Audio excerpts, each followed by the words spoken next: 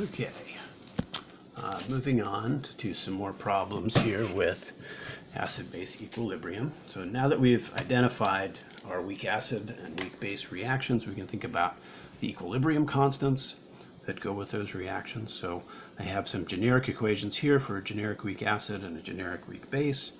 And for the weak acid, we could define an equilibrium constant expression here, and this would be Ka, the little subscript A when you're referring to a weak acid, would be the products, right? Just like we were writing equilibrium constants before. Products of the reaction, which would be hydronium and the conjugate base, or the weak base, divided by reactants. Now, water is a pure liquid here, so we don't need to include it in our equilibrium constant expression.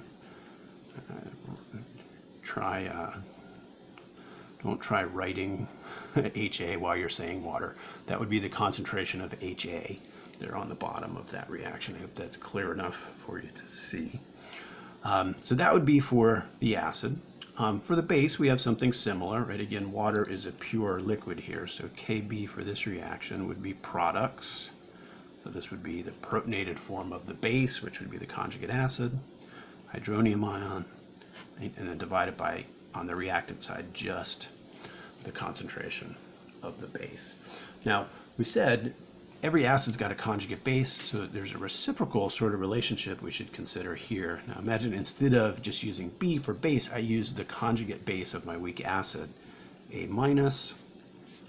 If I have A minus in solution, it will react with the water, and it'll do what bases do. It'll accept a proton from the water, which would reform the weak acid, and that would leave some hydroxide ion in solution. So Kb there, written in the form of the conjugate base of the weak acid, would be Ha times hydroxide ion over A minus, the base form. Now, what's important to recognize here, A minus and Ha are in both of these expressions, but they're the reciprocals of each other. In the acid, we've got the conjugate base on top, the acid on the bottom. In the expression for the base, Kb, we've got the acid on top and the conjugate base on the bottom. So if we were to take Ka and multiply by Kb, right, A minus on top would cancel with A minus on the bottom. Ha on the bottom would cancel with Ha on the top. These multiplied together would be equal to the hydronium ion concentration times the hydroxide ion concentration. We've already seen that that is Kw, or how we defined the self-ionization of water and the constant that goes along with that. So there's a relationship between Ka and Kb for this pair of a weak acid and its conjugate base. And if we know one of those, we can use Kw to calculate the other. So we may see some problems where you're given Ka, but you really need Kb.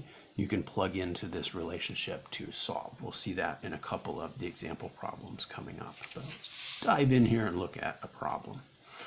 Okay, so we've got, student makes a 0.10 molar solution of formic acid and measures its pH, found to be 2.38. We want to calculate Ka. Okay, so we're given the formula of formic acid here, but we don't really need the formula since something like the molar mass is not involved in this reaction. So I'm just going to use this generic Ha and A minus here.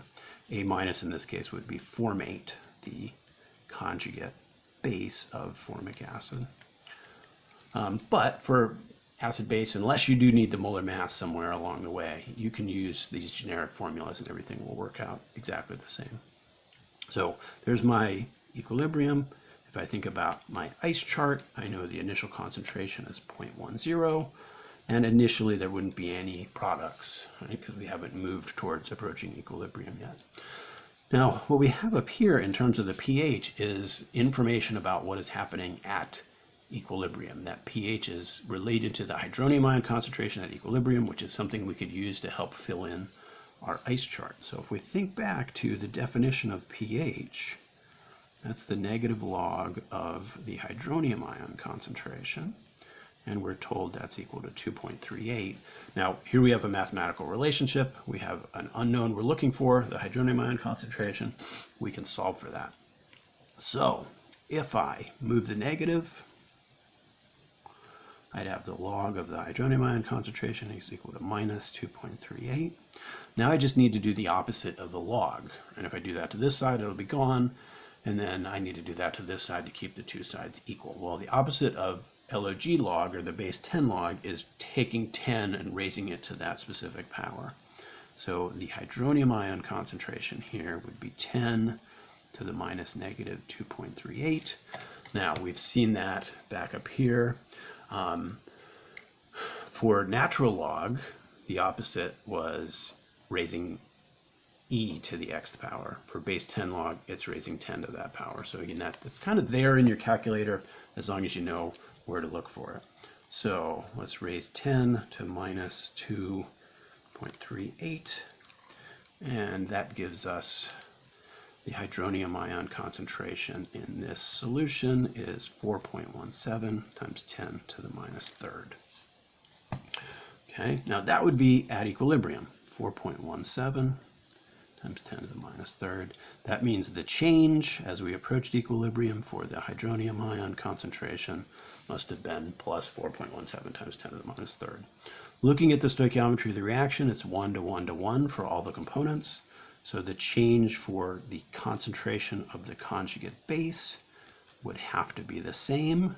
So at equilibrium, it should also be 4.17 times 10 to the minus third. The change for the weak acid would be in the opposite direction, so minus 4.17 times 10 to the minus third. So 0.1 minus 4.17 times 10 to the minus third. Oops, punched something wrong in my calculator there. 0.1 minus 4.17 times 10 to the minus third. 0.0958. Okay, now once we have all the concentrations at equilibrium, we can use that to solve for Ka. Now here's a place where I didn't leave quite enough space here, but we've got a lot of space for B, so let me finish A down here. We know Ka for this reaction is products over reactants. Since we have all those concentrations now, we can plug them in. Both the ones on the top are the same, so I'm just going to write it as squared divided by 0.0958. Now if we punch all this into the calculator, we get 1.8 times 10 to the minus fourth for the Ka, and again, equilibrium constants, no units, so just 1.8 times 10 to the minus fourth equals Ka. That would be our answer to part A. Now for part B, we want to calculate the percent of acid that is ionized. So just like any percentage, right, what we're looking for is part over whole. So the part that's ionized is here. It's how much ends up as the conjugate base, molar, and that would be related to the whole in a percentage, which is how much we started with, so 0.1 molar, and then this is scaled to 100 because it's a pH. So we do that math and you end up with 4.2%. So for part B, 4.2% of the acid is ionized, right? And you can see why we refer to this as a weak acid, right? Less than 5% is actually reacting in the solution. And in fact, this is one of the stronger acids that still is classified as a weak acid.